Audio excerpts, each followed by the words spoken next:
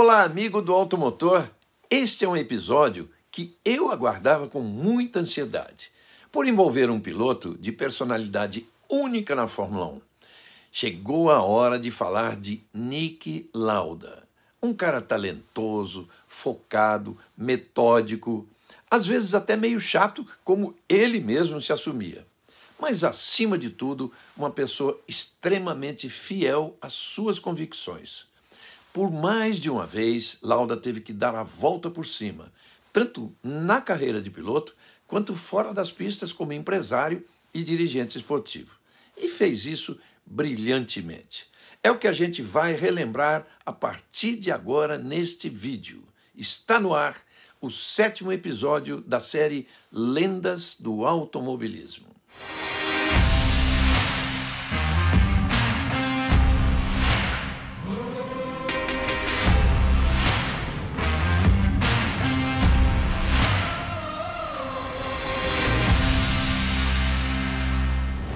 Já se passaram 2 anos desde que o mundo da Fórmula 1 se despediu de Niki Lauda. A notícia da morte dele chegou no dia 20 de maio de 2019, uma segunda-feira que antecedia o GP de Mônaco. Eu estava em Belo Horizonte para fazer uma palestra e recebi um telefonema do William Bonner. A Globo queria um VT meu para o Jornal Nacional e outro para o Jornal da Globo. Eu tive que escrever o texto no celular e quase no final do dia fui para a Globo Minas e gravei o encerramento com uma imagem do Lauda que eles produziram para mim no telão. E quer saber? Saiu muito bom. Eu me orgulho dessa participação nos 2 jornais. Ali nós relembramos um pouco da trajetória do Lauda, do seu perfil, das conquistas e do exemplo de superação que ele deixou. Exibimos, inclusive, o trecho de uma das muitas entrevistas que eu fiz com ele, depois da vitória do GP da Áustria de 1984, a primeira e única dele correndo em casa. Apesar do estilo exigente nas equipes por onde passou e por se diferenciar justamente pela franqueza, o Lauda era um sujeito muito pacato, que tinha ótima relação com todo mundo no paddock. Por isso, a partida dele foi tão sentida, principalmente na Mercedes, onde atuava como diretor desde 2012. Foi Niki Lauda quem conduziu a difícil negociação que tirou Lewis Hamilton da McLaren, fazendo com que ele apostasse no projeto da Mercedes.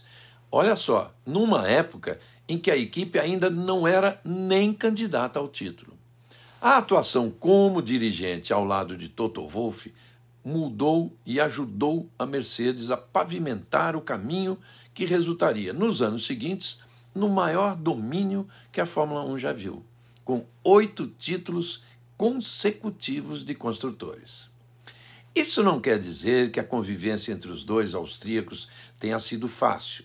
Recentemente, o Toto Wolff contou em um podcast que os 2 viviam batendo de frente nas decisões e no gerenciamento da equipe, especialmente no início do trabalho.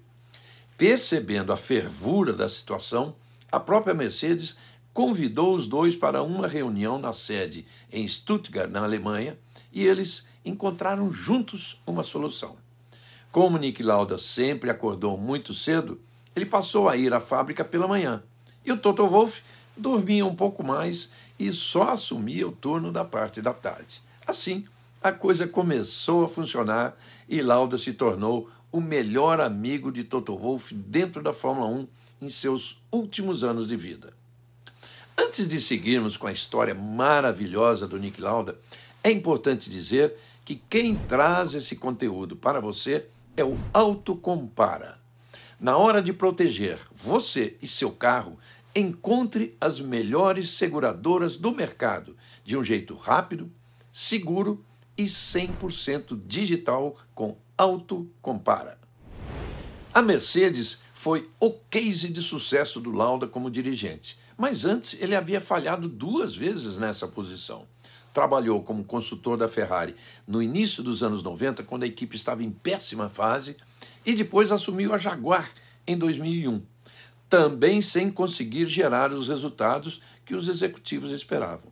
O temperamento e o humor afiado de Lauda geraram inclusive um certo desconforto quando ele menosprezou os pilotos, sem querer, mas foi isso, dizendo que até um macaco pilotaria um carro moderno da Fórmula 1.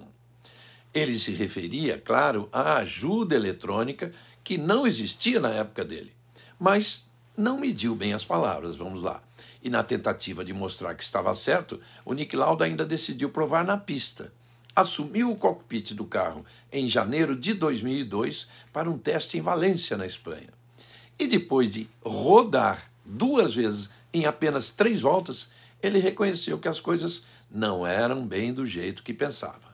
Foram experiências como as vividas em outras equipes que lhe ajudaram a dar a volta por cima quando surgiu a oportunidade de comandar a Mercedes.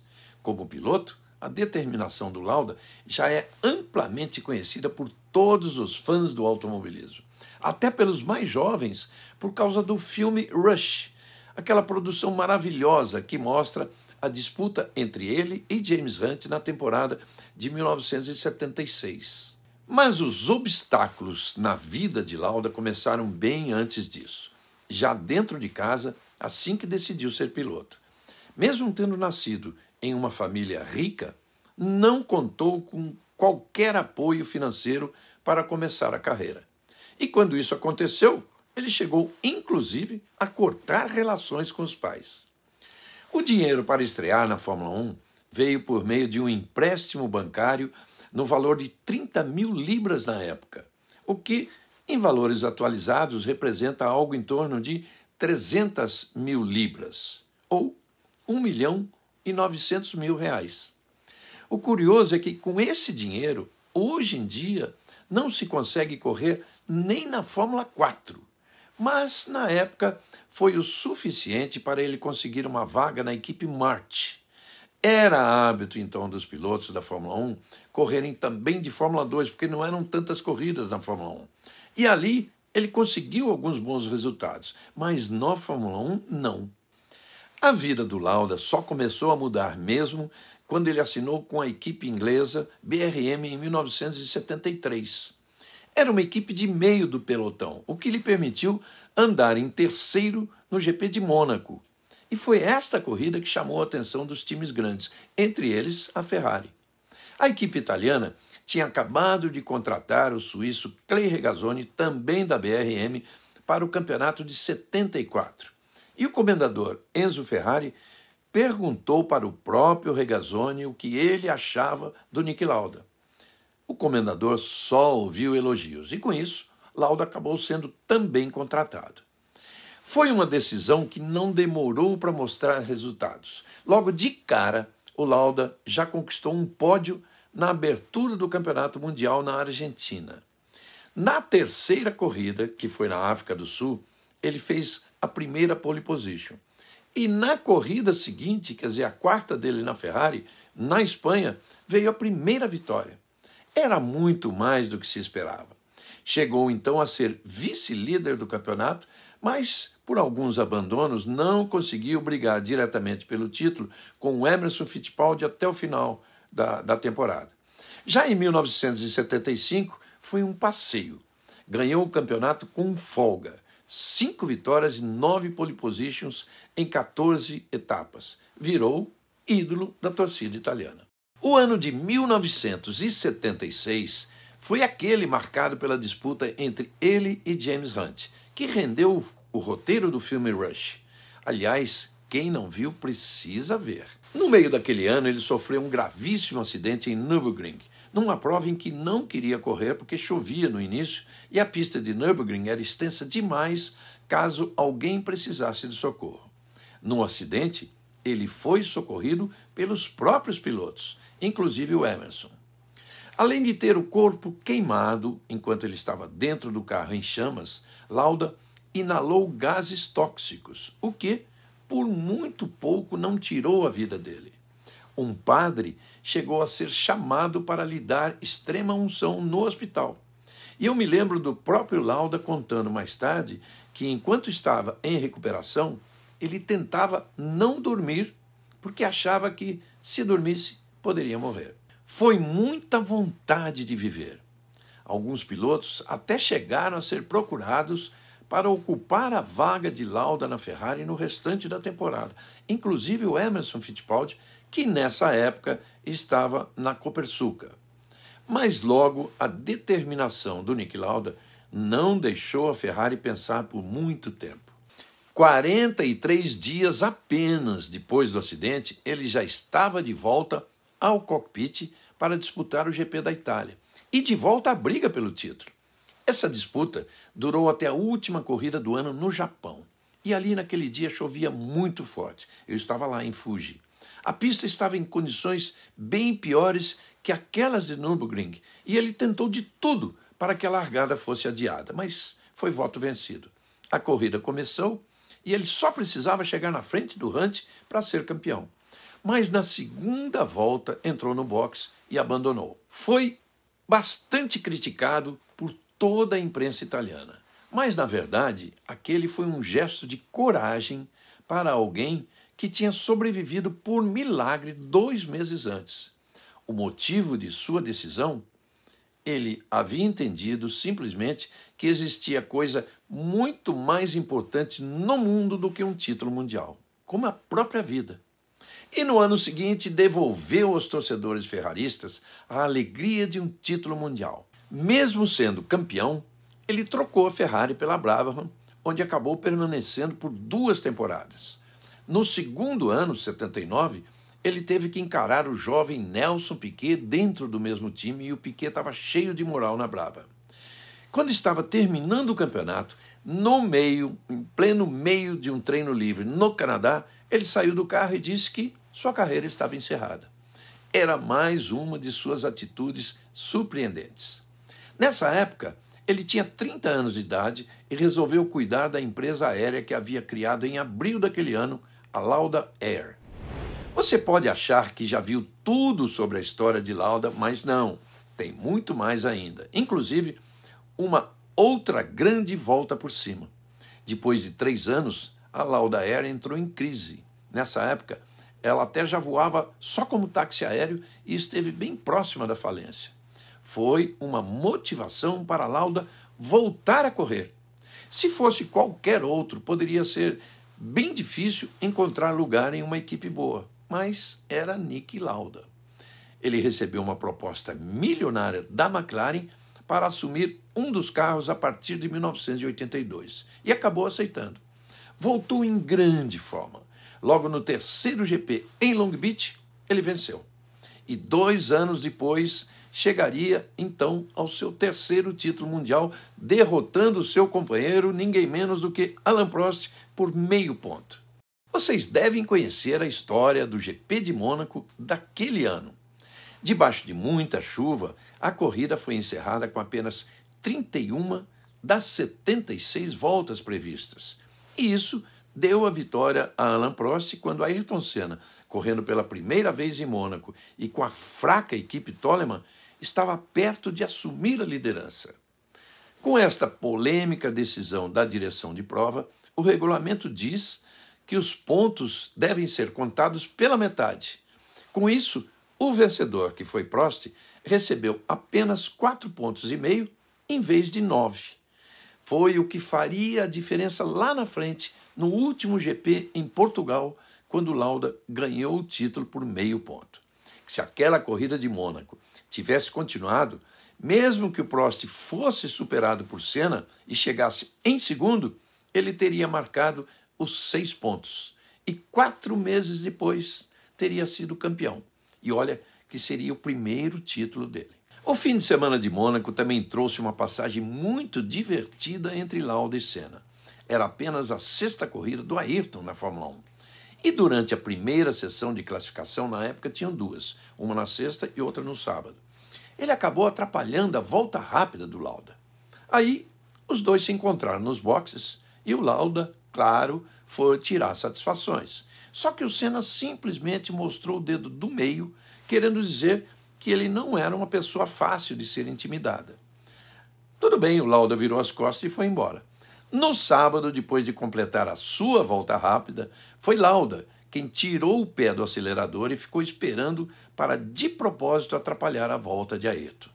Aí foi a vez do Senna tirar satisfações e o Lauda, claro, respondeu com o mesmo gesto. E assim estavam entregues os cartões de visita dos dois. A partir dali, se tornaram amigos, com uma admiração mútua. Lauda parou de correr de novo em 85 e voltou a se concentrar na Lauda Air, que tinha saído da crise e tomava de novo o seu crescimento. Então, com voos comerciais, inclusive para outros continentes. A Lauda Air chegou a ter uma rota para o Brasil, da Europa, direto para desembarcar em Maceió. O Lauda tinha uma relação especial com o Brasil, não só pela amizade com Emerson, Senna e Piquet, de quem ele gostava muito, mas também porque havia feito aqui boa parte de suas cirurgias plásticas para minimizar os efeitos das queimaduras da pele daquele acidente de 76. Cirurgias executadas pelo Dr. Ivo Pitangui, no Rio. Voltando a falar da Lauda Air, em maio de 91 aconteceu uma grande tragédia. Um Boeing da companhia, que saiu de Hong Kong com destino a Viena, caiu na Tailândia, 15 minutos depois da decolagem. 223 pessoas morreram. A investigação foi longa, levou 8 meses e o relatório final indicava falha humana como fator determinante para a queda, apesar da abertura de um reversor. Metódico como era e sempre capaz de dar a volta por cima, o Lauda não se conformou com a acusação feita à sua tripulação. Foi ao local do acidente recolher parte dos destroços, simulou as condições do dia com as mesmas falhas ocorridas no avião e depois tratou de procurar a Boeing. No simulador da própria empresa, Lauda mostrou que, em 15 tentativas, foi impossível retomar o controle da aeronave com aquela falha. Os pilotos acabaram sendo isentados de culpa. Ainda assim, a Boeing se negava a assumir que apenas o problema mecânico havia causado o acidente. E aí veio a tacada decisiva de Niki Lauda. Ele convocou uma entrevista coletiva e desafiou a Boeing a decolar um outro avião de verdade, apenas com ele e os 2 pilotos a bordo, programando a mesma falha para ver se os pilotos conseguiriam controlar. A Boeing imediatamente recuou da sua posição e adotou medidas que impedissem a falha mecânica futuramente em suas aeronaves. Este era Niki Lauda, um cara que segue fazendo muita falta no ambiente da Fórmula 1, admirado mesmo por quem não teve a chance de vê-lo correr. Se você gostou desse vídeo, deixe o seu like, inscreva-se no canal e ative as notificações. Assim, você fica sabendo do próximo episódio do Lendas do Automobilismo, logo que a gente postar. Combinado? Aproveito para convidar vocês a assistirem os 6 episódios anteriores da série, que contam a história de José Carlos Patti, brasileiro, o Gilles Villeneuve, Jochen Rindt, Emerson Fittipaldi, Nelson Piquet e Juan Manuel Fangio. É só procurar pela nossa playlist. São histórias muito legais, algumas inéditas que eu vivi ao lado deles. E para finalizar, que tal aquele nosso desafio de sempre? Tente descobrir quem será o personagem da próxima edição do Lendas do Automobilismo, só com os números que a gente vai te mostrar agora. É o nosso quadro Atualiza by Autocompara. Muito bem, vejam comigo os números do Lauda, a lenda de hoje. Corridas 171, poles 24, vitórias 25, pódios 54, melhores voltas 24, títulos 3, 1975, 77 e 85. São marcas impressionantes. E agora confira as estatísticas do próximo piloto. Vamos lá. Corridas 72, poles 33, vitórias 25, pódios 32, melhores voltas 28, títulos 2. Participe com a gente nos comentários, vamos ficar de olho para ver quem acerta e é claro que não paramos por aqui. A cada episódio, além de trazer histórias de mais uma lenda do automobilismo, escolhemos um tema de fundamental importância para todos nós motoristas do dia a dia. E o assunto de hoje é economia. O que podemos fazer para gastar menos com nosso carro? Seja em manutenção, combustível e na contratação do seu seguro. Então venha comigo para o Dicas do Regi by Autocompara.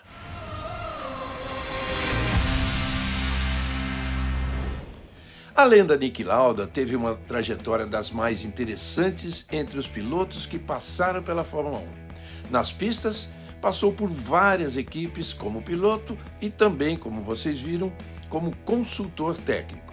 Saiu e voltou à Fórmula 1. Venceu 3 títulos mundiais, sofreu um dos mais terríveis acidentes da história do automobilismo e 43 dias depois estava de volta ao cockpit. Tudo isso por defender com unhas e dentes o que considerava ser melhor para a sua vida. Quando o assunto é seguro, já sabemos que o melhor para o seu veículo é contar com quem entende. Por isso, na hora de comparar e escolher o seguro para o seu carro, conte com o Autocompara.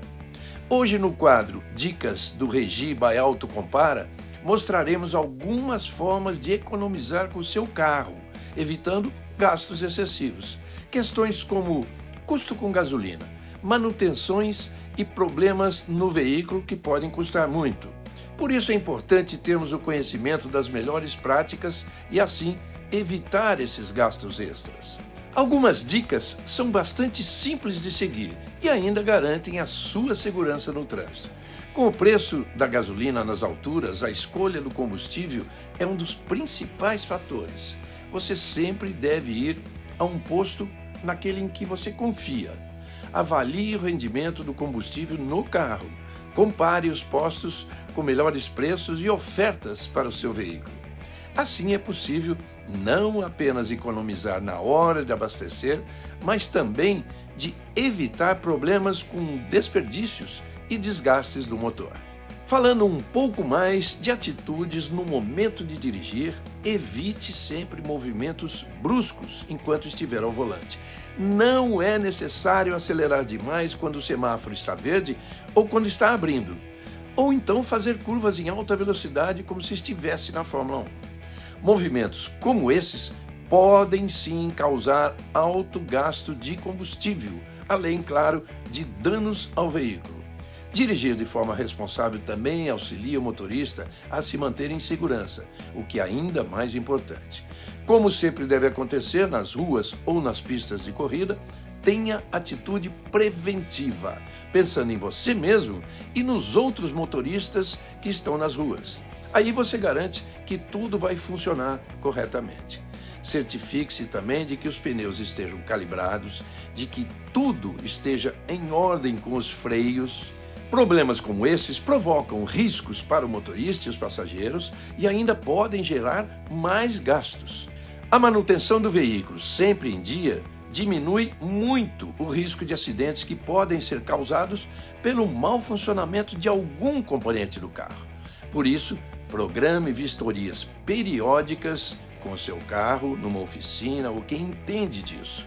E para a contratação dessas manutenções e vistorias com preços que cabem no seu bolso, conte com Autocompara, que lhe ajuda a cotar, comparar e contratar o seu seguro auto de forma 100% digital, com as melhores seguradoras do mercado e os melhores preços, para você economizar e garantir que seu carro possua o melhor desempenho nas ruas e estradas. Eu espero que tenham aproveitado essas dicas do Regi by Autocompara e tenham sempre em mente levar os conselhos para a rua quando estiverem ao volante. E nos vemos na próxima semana por aqui. Um grande abraço. Tchau.